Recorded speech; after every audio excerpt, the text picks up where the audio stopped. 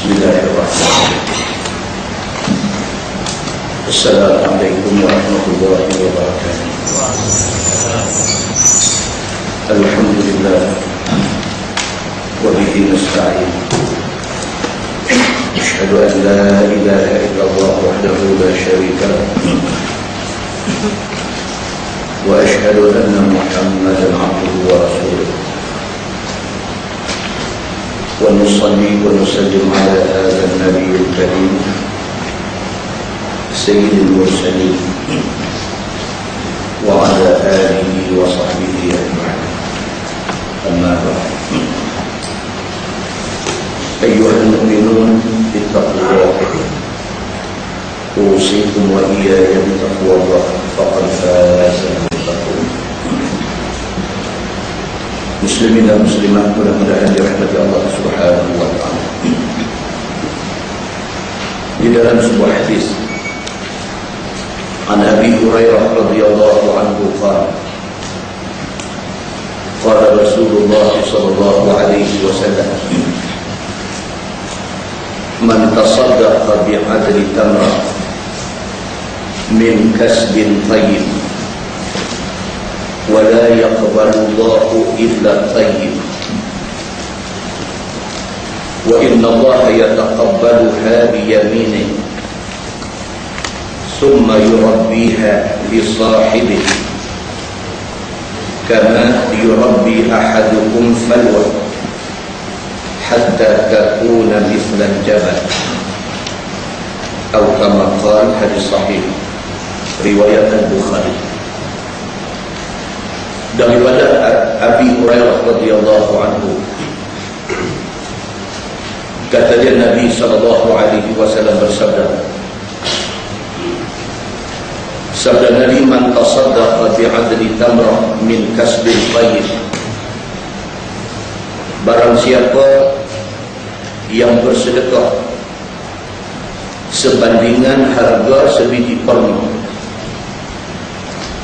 yang sedekah itu min kasbin tayyib, daripada rezeki yang baik-baik, rezeki halal. Wala yaqbalullahu illa tayyib, dan sememangnya Allah Subhanahu wa taala tidak terima melainkan yang baik-baik. Jadi hadis tentang hadis Nabi sallallahu alaihi wasallam yang pertama sekali Nabi kata, barang siapa yang sedekah dengan satu nilai yang kecil, bi'adli tamrah, macam nilai sebiji kurma. Kita beli kurma ajwa, kurma Madinah sekilo bawa 60 riyal, sekilo bawa 60 riyal. Kalau sebiji apa duit tu? Kurma ajwa tak elok. Sebiji kurma ni jatuh hukum-hukum ya. Nabi SAW kata, man tasaddaqa bi'adli tamrah, barang siapa yang sedekah, sedekah itu kecil aja, senilai sebiji kurma aja, tetapi sedekah itu min kasbin tayyib, hasil daripada rezeki halal dia, hasil daripada titik peluh halal dia. Dan Nabi kata, wala yaqbalullahu illa tayyib, Allah tidak terima melainkan daripada yang baik-baik. Orang tanya, betul Ustaz, kalau kita nak bagi duit interest bank, kita nak bagi untuk masjid surau, boleh tak boleh? Ini hadis. Duit itu pun daripada tak cantik, duit interest, kita nak bagi ke tempat baik-baik, nak bagi ke masjid, nak bagi ke tos. Pasal apa? Pasal Nabi SAW beritahu, wala yaqbalullahu illa tayyib, Allah tidak terima melainkan benda baik. Wa inna Allah yataqabbaluha biyaminih, orang yang bagi sedekah ikhlas kerana Allah daripada sumber halal, sesungguhnya Allah Subhanahu wa taala yataqabbaluha biyaminih. Nabi kata Allah terima sedekah yang baik-baik daripada rezeki yang halal ini, Allah terima biyaminih, dengan tangan kanan dia. Nak tunjuk kata Allah appreciate, Allah menghargai derma ikhlas daripada sumber halal. Sehingga kami sebut wa innallaha yataqabbaluha biyamini. Allah terima sedekah itu dengan tangan kanan dia. Kemudian Nabi kata summa yurabbiha li sahibih. Kemudian orang yang sedekahkan itu dia pelihara pahala yang dia dapat itu. Kama yurabbi ahadukum falwah, macam mana kamu memelihara anak kuda yang kamu sayang. Falwah ni dalam masyarakat Arab ni macam kita kereta elok. Kita ada kereta elok, kereta mahal, kereta Mercedes, kereta apa kita ada, kita sayang kereta dulu. Macam mana orang Arab dulu dia sayang kepada anak kuda yang dipanggil falwah. Anak kuda elok ni, Allahu Akbar, kesayangan orang Arab, dia tak bagi ke orang muda-muda. Orang yang memberi sedekah dengan duit yang halal, bagi sedekah tu pula ikhlas, pahala yang dia dapat itu dipeliharanya pahala itu. Macam mana dia jaga falwah, macam dia jaga anak kuda comel dia, hatta takuna mislan jabal. Nabi kata akhirat esok sedekah seumpama sebiji kurma tadi ni sudah menjadi sebesar bukit di hari akhirat esok. Hadis itu hadis sahih riwayat Al-Bukhari. Muslimin dan muslimah yang dirahmati Allah sekalian, pada hadis ini dapat kita faham yang pertama, anjuran sedekah. Kita disuruh supaya biasakan diri kita bagi sedekah. Tak boleh banyak sikit, biasakan bagi. Tak boleh bagi RM10, RM5, tak boleh RM5, RM1, tak boleh RM5 bagi. Biasakan diri kita bagi sedekah. Satu. Yang kedua, sedekah itu biarlah daripada kasbil faid, daripada sumber yang halal, yang baik-baik. Dan setelah kita bagi sedekah itu, pahalanya hendaklah dipelihara, jangan dirosakkan. Kalau sekiranya kita buat tiga perkara ni, kita bagi sedekah, satu. Yang kedua, kita pastikan daripada rezeki halal, dua. Yang ketiga, kita pelihara pahala yang kita dapat tu, jangan dirosakkan. Saat ini kita akan terang apa dia yang kata rosakkan pahala tu. Tiga benda ni kita buat, pahala yang kecil di atas dunia ni, di akhirat esok kita dapat balik seumpama bukit pahalanya. Muslimin dan muslimat yang dirahmati Allah sekalian, dalam surah Al-Baqarah ayat 264 Allah berfirman, a'udzu billahi minasyaitonir rajim, ya ayyuhallazina amanu la tubtilu shadaqatikum bil manni wal adha kalladhi yunfiqu malahu ri'a'an nas wa la yu'minu billahi wal yawmil akhir famathaluhu kamathali safwan 'alayhi turab fa'asabahu wabil fatarakahu salda la yaqdiruna 'ala shay'in mimma kasabu wallahu la yahdi al-qawma al-kafirin. Sadaqallahul azim. Al-Baqarah ayat 264. Allah berfirman, wahai orang yang beriman, la tubtilu sadaqatikum bil manni wal adha. Janganlah sekali-kali kamu batalkan pahala sedekah kamu bil manni, dengan ungkit-mengungkit, wal adha, dengan bagi sakit hati orang yang terima sedekah itu. Ini yang kata rosak pahala. Yang tadi dalam hadis tadi Nabi SAW kata, siapa yang sedekah walaupun sebesar, pahalanya sebesar sebiji kurmanya, tapi disedekahkan daripada sumber halal, disedekahkan dengan ikhlas, kemudian pahala tu dipelihara. Pelihara maksudnya dia tak rosakkan, macam yang ayat Al-Baqarah kata ni. Dia tak rosakkan pahala sedekah itu bil manni, dengan ungkit. Kalau tak kerana saya tolong, itu teruk ungkit. Wal adha, dan menyakitkan orang yang terima tu. Kita pergi bagi sakit hati dia, kata ni aku bagi ke hang ni pasal aku bukan bagi seronok ni, aku menyampah hang tu yang aku bagi. Kita sakitkan hati dia, tapi bagi, tapi sakitkan hati dia, kita membatalkan pahala sedekah. Allah kata, wahai orang-orang yang beriman, janganlah kamu batalkan pahala sedekah yang kamu dapat dah dengan ungkit dan juga dengan menyakitkan hati si penerima. Kalladhi yunfiqu malahu ri'a'an nas, seperti mana orang yang terbatal pahala sedekahnya ialah orang yang nafkah harta tapi kerana nak menunjuk orang. Ri'a'an nas, nak bagi orang tengok. Dia sedekah tapi niat dia nak bagi orang tengok. Wala yu'minu billahi wal yawmil akhir. Orang ni dia tak beriman dengan Allah, dia tidak beriman dengan hari akhirat. Famathaluhu kamathali safwan alaihi turab. Allah buat perumpamaan. Allah kata orang ni kalau nak diumpamakan, dia seperti sebiji batu yang licin. Satu batu licin alaihi turab, lekat tanah atas batu.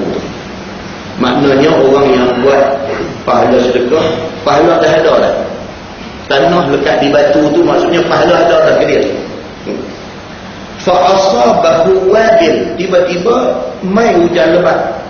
Fatarakahu saldah, tanah lekat di batu tu bila mai hujan hilang, tinggal batu saja.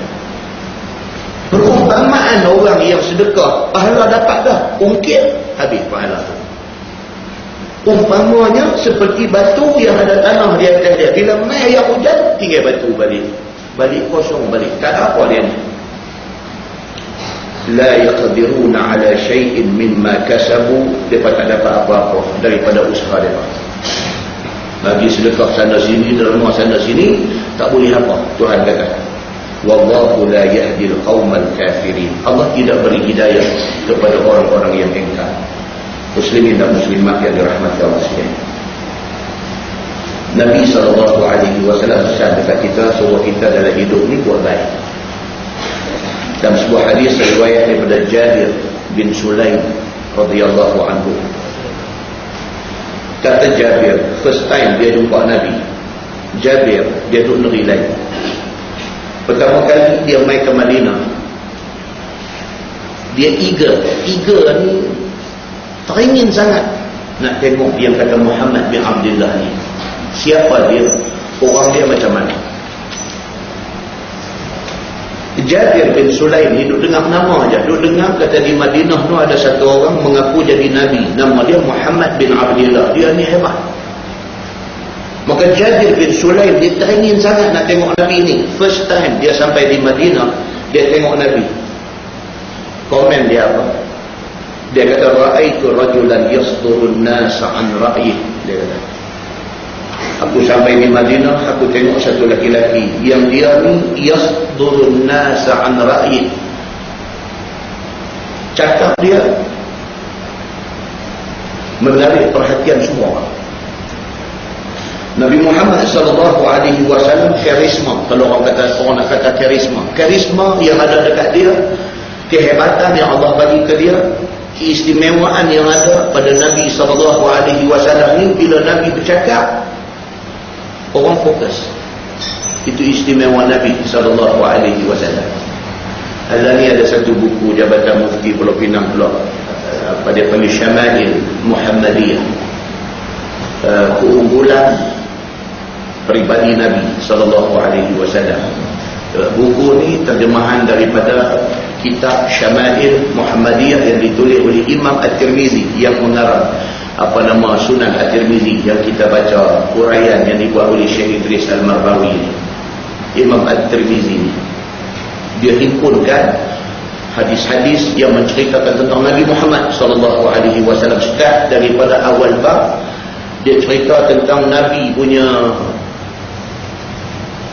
features. Nabi ni macam mana, Nabi ni rambut dia macam mana, Nabi ni dahi dia macam mana, Nabi ni kening dia macam mana, Nabi ni hidung dia macam mana, Nabi ni mulut dia macam mana, Nabi ni janggut dia macam mana, Nabi ni rambut dia macam mana, Nabi ni dada dia, bidang dia luas mana, Nabi ni in detail. Imam At-Tirmizi himpun hadis-hadis yang terang tentang Nabi Muhammad SAW secara detail macam tu. Yang kata Nabi Muhammad SAW ni pakaian kesukaan dia apa, yang kata Nabi ni kalau pakai cincinnya cincin macam mana, buat dari apa, batu dia kala apa, detail. Imam At-Tirmizi buat satu buku Syama'il Muhammadiyah. Baca buku tu daripada awal sampai habis, kalau tak 100% pun 85% kita boleh gambarkan Nabi SAW.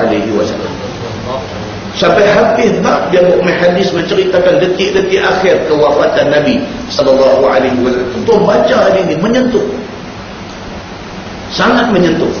diterjemahkan dan dikeluarkan oleh Jabatan Mufti Pulau Pinang dalam edisi Rumi. Tuan-tuan boleh cari dan dapatkan secara percuma, muslimin dan muslimat yang dirahmati Allah sekalian. Jadi kata Nabi kita, Nabi Muhammad sallallahu alaihi wasallam, dia macam tu. Apabila Jabir bin Sulaim sampai di Madinah, dia tengok Nabi untuk pertama kalinya, itu komen dia. Dia kata, ra'aitu rajulan yasdurun nasa an ra'ih. Aku melihat satu laki-laki, yang laki-laki ini kalau dia bercakap, semua orang akan tertumpu kepada cakap dia. Dan cakap dia itu akan menjadi perbincangan satu minggu kepada semua orang. Hak Nabi kata atau orang bincang balik di merata tempat topik yang Nabi bercakap. Apabila dia dapat mendekati Nabi sallallahu alaihi wasallam, Jabir kata dekat Nabi, dia kata, ya Rasulullah, ausini, ya Rasulullah, pesan kepada aku. Dapat dekat dengan Nabi bukan senang. Dapat peluang tu, terus dia kata ke Nabi, ya Rasulullah, ausini, ya Rasulullah, pesanlah apa-apa pun pada aku, ya Rasulullah. Nabi kata dekat dia, la tasubba ahadan. Yang pertama, Nabi kata, kamu jangan celah siapa pun.